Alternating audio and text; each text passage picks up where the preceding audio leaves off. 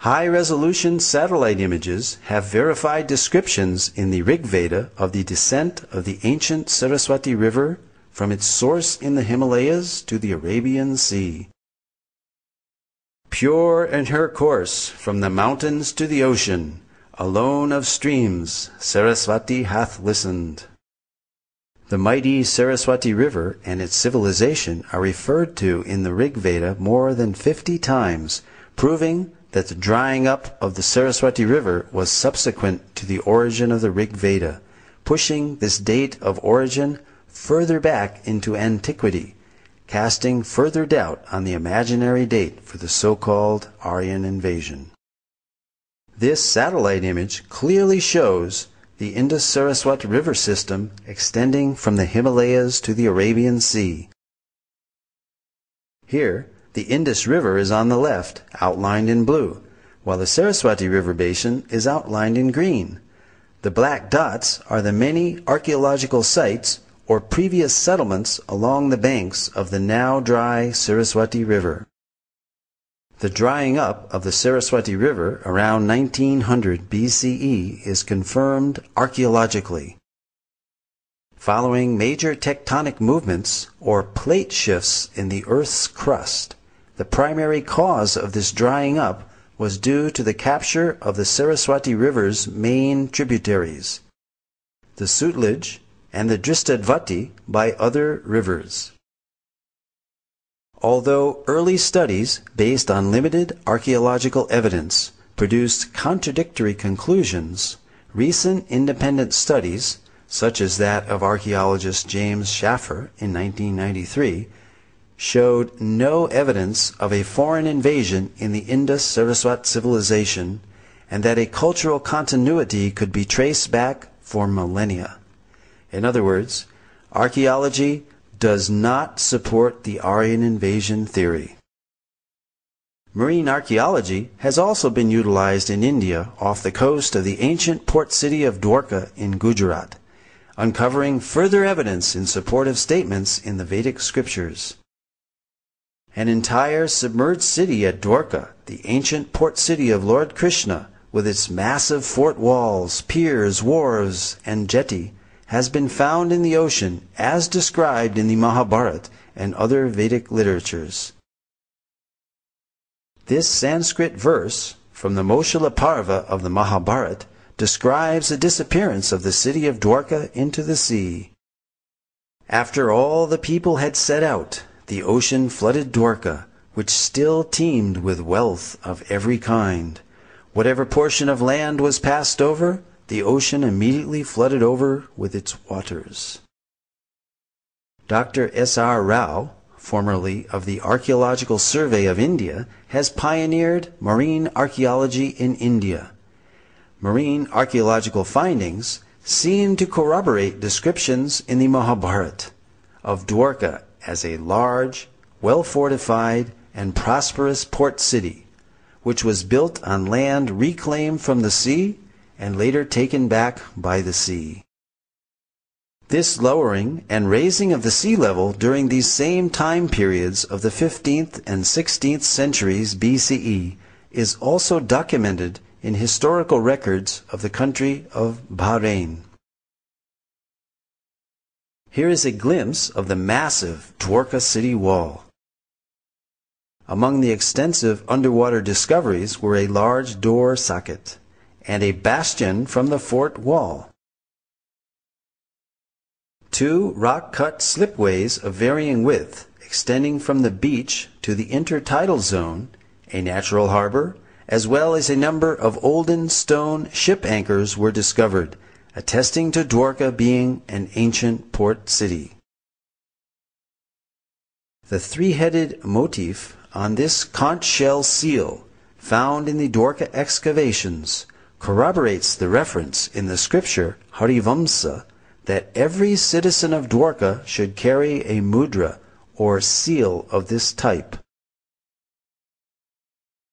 All these underwater excavations add further credibility to the validity of the historical statements found in the Vedic literatures.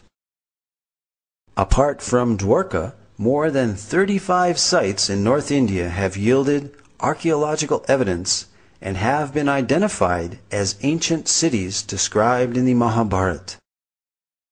Copper utensils, iron, seals, gold and silver ornaments, terracotta discs, and painted grayware pottery have all been found in these sites. Scientific dating of these artifacts again corresponds to the non-Aryan invasion model of Indian antiquity. Furthermore, the Matsya and Vayu Puranas describe great flooding which destroyed the capital city of Hastinapur, forcing its inhabitants to relocate in Kaushambi. The soil of Hastinapur reveals proof of this flooding. Archaeological evidence of the new capital of Kaushambi has recently been found, which has been dated to the time period just after this flood. Similarly, in Kurukshetra, the scene of the great Mahabharata war, iron arrows and spearheads have been excavated and dated by thermoluminescence to 2800 BCE, the approximate date of the war given within the Mahabharata itself. The Mahabharata also describes 3 cities given to the Pandavas, the heroes of the Mahabharata, after their exile: Paniprastha, Sonaprastha, and Indraprastha, which is Delhi's Puranakela. These sites have been identified and yielded pottery and antiquities which show a cultural consistency and dating consistent for the Mahabharata period, again verifying statements recorded in the Vedic literatures. Although early Indologists in their missionary zeal widely vilified the Vedas as primitive mythology, many of the world's greatest thinkers admired the Vedas as great repositories of advanced knowledge and high thinking. Arthur Schopenhauer, the famed German philosopher and writer, wrote that I encounter in the Vedas deep, original, lofty thoughts, suffused with a high and holy seriousness. The well-known early American writer Ralph Waldo Emerson read the Vedas daily. Emerson wrote, I owed a magnificent day to the Bhagavad Gita. Henry David Thoreau said, in the morning I bathe my intellect in the stupendous philosophy of the Bhagavad Gita, in comparison with which our modern world and its literature seems puny and trivial. So great were Emerson and Thoreau's appreciation of Vedantic literatures that they became known as the American Transcendentalists. Their writings contain many thoughts from Vedic philosophy.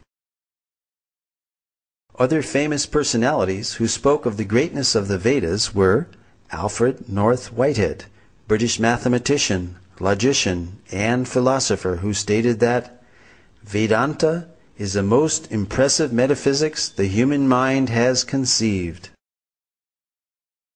Julius Robert Oppenheimer, the principal developer of the atomic bomb, stated that the Vedas are the greatest privilege of this century. During the explosion of the first atomic bomb, Oppenheimer quoted several Bhagavad Gita verses from the 11th chapter, such as, Death I am, cause of destruction of the worlds.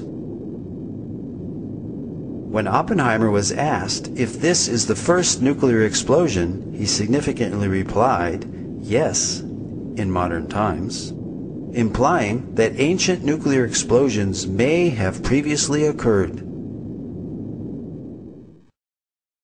Lin Yutang, Chinese scholar and author, wrote, India was China's teacher in trigonometry, quadratic equations, grammar, phonetics, and so forth.